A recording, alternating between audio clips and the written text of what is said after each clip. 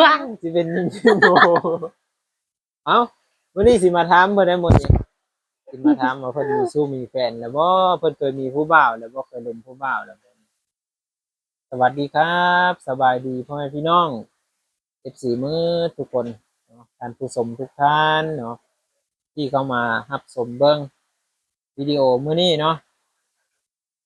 ก็อย่าลืมกดไลค์กดแชร์เพื่อฮู้จักนำกันหลายๆคนพ่อแม่พี่น้องเนาะใครอยากฮู้จักเกี่ยวกับน้องลิก็คอมเมนต์มาได้พ่อแม่พี่น้องมื้อนี้เพิ่นก็เฝ้าร้านขายเครื่องเนาะก็เลยมาเห็นเพิ่นก็เลยเฮามาสอบถามข่าวกันมื้อนี้เนาะฝนตกแล้วก็เว้านัวหัวม่วนเพิ่นแน่พ่อแม่พี่น้องเอ้าเข้ามาสู่รายการกันเลยมื้อนี้น้องลินี่เคยลมผู้บ่าวผู้แผ่วอยู่บ่นี่หึเคยโอ้เคยอยู่แมเนาะนบ้านไก่บ่หรือบ้านไกล กะใกล้แน่โอ้เพิ่นก็ลมผู้บ่าวอยู่บ้านไกลพ่อแม่พี่น้องแต่ว่าเคยเห็นหน้าเห็นตาเขาอยู่บ่บ่ยังบ่เคยไปเห็นตัวจริงนี่นะยังบ่เคยเห็นตัวจริงโอ้บ่เคยเห็นตัวจริงเคยลมแต่ผ่านโทรศัพท์แม่นบ่แมนโอ้ส่วนหลายคนคุมื้อนี้มีแม่นต้องเว้าเนาะความสะดวกสบายนะพ่อแม่พี่น้องต้องมือถือต้องมาก่อนเนาะอันนี้ก็คือสิ่งสำคัญก็คือต้องมีมือถือเนาะถ้าแบบว่าสัญญาณไม่มีเนี่ยก็สิยากเนาะยากหลายเพราะว่ามันการติดต่อสื่อสารนะพ่อแม่พี่น้องก็คือบ้านเฮานี่ก็ยากในสัญญาณอินเทอร์เน็ตเนาะตัวนี้ก็ได้ยากหลายเพราะว่ามันบ่ค่อยมีสัญญาณเนาะแต่ว่าบัดสัญญาณมันยังอยู่เด้ซะมีอยู่บ่กะเสื่อมอ้าวเสื่อมเอาแม่โอ้นบัดมีบัดบ่แม่นแต่ว่าใช้อีกหน่วยหนึงเสื่อมแล้วก็ใช้อีกหน่วยหนึงเป็นลิ้นตัวลิ้นแม่นอ๋อแต่ว่าบ่ได้ขึ้นต้นมะขามบ่ได้ขึ้นนั่นดอกพ่อพี่น้องว่าอยู่แถวต่ำนี่ก็มันบางบ่อนก็มีเนาะแม่นบางบ่อนก็บ่มี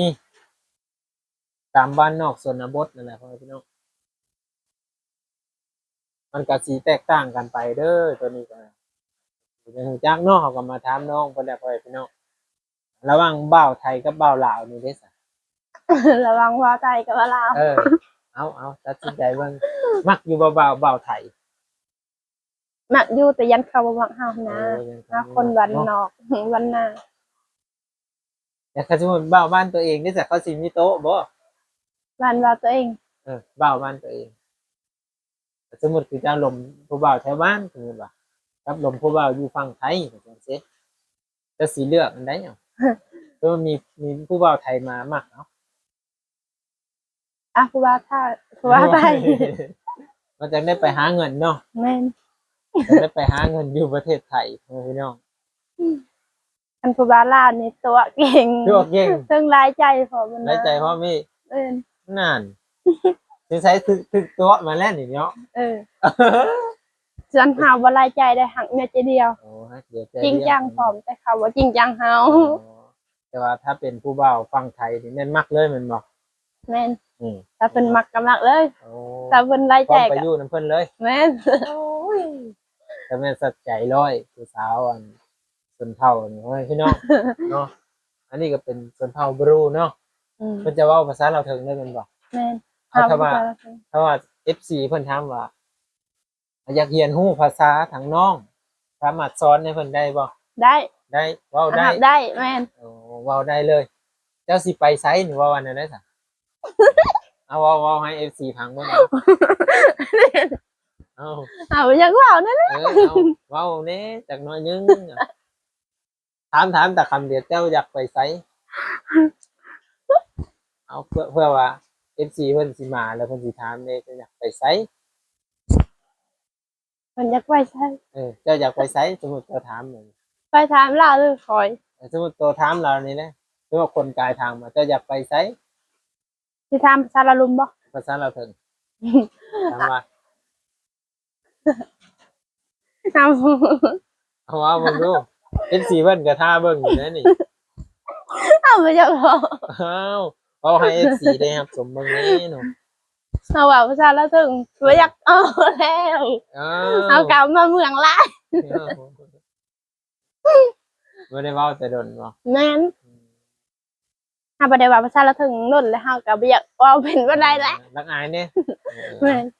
อันนี้ก็คือวิถีชีวิตของไทเพิ่นพ่อแม่พี่น้องเนาะ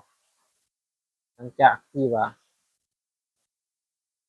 ลมบ้าวลมแผ่วนี่ก็เป็นอุปสรรคก็คือสัญญาณพ่อแม่พี่น้องก็คือได้เอาลงไปอยู่ในช่อง YouTube นี่ก็คือต้องได้เข้าไปในเมืองเนาะไปอัพคลิปบางๆก็ได้ไปอัพคลิปอยู่ในเมืองพ่อแม่พี่น้องเพื่อว่าจะได้เอาคลิปลงนี่ก็ยากคือกันเนาะลำบากตัวนี้ก็ได้แต่ว่าบ่าวพังไทยนี่มักเลยเนาะ มากเลย อ๋อถ้าว่าเพิ่นมาเยี่ยมมายามเด้สมมุติเพิ่นว่าพาไปหาหน่อไม้แน่พาไปหาอยู่หากินแน่ไปได้บ่ไปได้พร้อมไป อ๋อพร้อมไปเลย แม่น ไปซ่อนหาปูหาปลาบ้านเฮาก็มีแต่หากินแบบนี้แมันบ่แม่น กินแบบนี้ครับพี่น้องแต่ถ้าว่าไปในเมืองนี่ก็ไกลอยู่ประมาณ8 ลักประมาณนี้7-8 ลักแต่ว่าทางมันสิยากเป็นคุ้มเป็นบ่อแน่พี่น้องตัวเนี้ยเนาะมันจะทางมันบ่ได้สะดวกปานใดหั้นนะ อันนี้คือการสัญจรเนาะการสัญจรไปมาเด้อพี่น้องสาวลีเป็นก็อยู่บ้านอยู่ซองเอาไผยังฮู้จักเกี่ยวกับหยังแหน่ก็คอมเมนต์มาได้เด้อพ่อแม่พี่น้องลุงป้าน้าอา FC หมดทุกคนเพิ่นก็เป็นสาวน้อยบ้านป้าเนาะที่ว่าก่อนที่จะได้ขึ้นมาตั้งแต่ให้แต่หน้าเพิ่นก็ตะกี้เพิ่นก็อยู่ป่าอยู่ดงพุ่นแหละเนาะเกิดว่าข้าวน้ำซ้ำปลาก็ไม่มีแน่แล้วก็แยกย้ายกันอยู่ว่าซั่นซิเนาะพอข้าวน้ำซ้ำปลานี่ก็หมดแล้วนี่เนาะ หมดแล้ว หมดแล้วพ่อแม่พี่น้องเพิ่นก็เลยขึ้นมาอยู่เป็นหมู่สาวร้อยเนาะอยู่เป็นหมู่สาวร้อยเพื่อว่าสิได้หมู่นำกันแน่เนาะมีอายุผู้เดียวนะพ่อแม่พี่น้องแต่เพิ่นก็สิอยู่กับน้องเพิ่นอยู่ป่าไปแล้วไม่ได้เห็นถนนหนทางใหญ่เนาะแต่ละมื้อนี่ถ้าอยู่ป่าได้เฮ็ดไปแล้วหาอยู่หากินไปไหมไปหาอันอาหารเท่าปลานี่แหละแบบว่า หาเฮ็ดหากระปู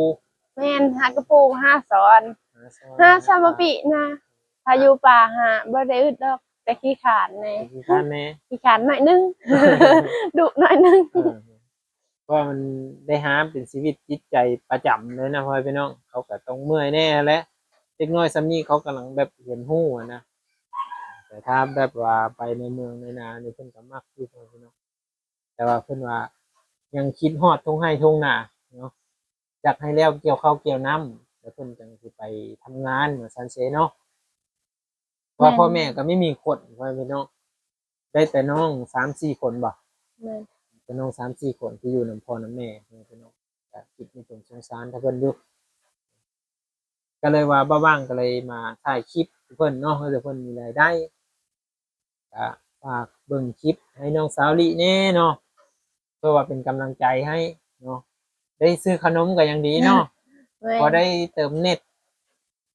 ก็ยังดีพี่น้องเติมเน็ตก็เติมเป็นรายเดือนเดือนหนึงก็95,000กีบเนาะถ้าตกเป็นเงินบาทก็262 ก็สิประมาณอยู่100ปลายบาทเนาะนี่ก็ได้ถ้า200แล้วแม่นมันสิตกอยู่120,000เติมเป็น120,000ก็ได้เติมเป็น200,000ก็ได้ตัวนี้เนาะแต่ว่ามันก็เงินบ่ถึงก็เติม100,000 120,000 95ก็ได้ได้ขายเครื่องอยู่บ่แต่ละมื้อนี่ก็ได้ขายอยู่ บางมื้อเพราะว่าเส้นทางนี่มันก็เป็นเส้นทางผ่านพ่อแม่พี่น้องเครื่องของก็บ่ค่อยหลายปานใดเนาะมีแต่เรื่องของขนมเล็กน้อยนะทุนบ่หลาย เห็นแต่เพิ่นนั่งขายเครื่องแต่ละมื้อก็เลยมาแวะถามพ่อแม่พี่น้อง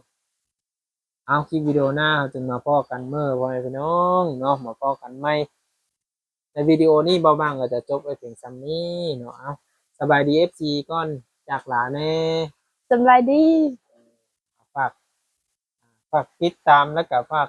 รับชมคลิปให้น้องหน่อยเด้อพ่อแม่พี่น้องเนาะอยากรู้หยังก็คอมเมนต์มาได้เนาะสาลีเนาะ แม่น สาลีจังสิมาตอบให้พ่อแม่พี่น้องเดี๋ยวเบาบางก็จะมา ถ่ายทำวิถีชีวิตของน้องๆอีกเนาะว่าเป็นแนวใดก็ติดตามเบิ่งนำกันพ่อแม่พี่น้องกันเข้าให้เข้าสวนปลูกงั้นปลูกนี่ก็มาติดตามเบิ่งเราบางก็จะอัปเดตใ ให้พ่อแม่พี่น้อง FC ได้รับชมเบิ่งน้องๆเนาะในวิดีโอต่อไปคลิปนี้ขอกล่าวคำว่าขอบคุณครับสบายดี